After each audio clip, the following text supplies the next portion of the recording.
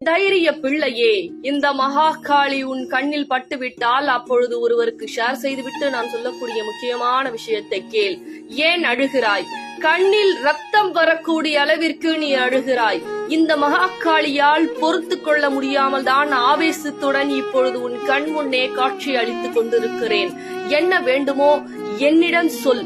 இந்த மகாகாளி உனக்காக என்ன வேண்டுமென்றாலும் செய்வேன்.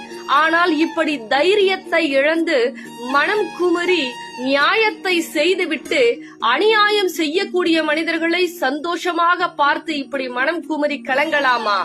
என்னுடைய தைரிய பிள்ளை இப்படி இருக்கக்கூடாது.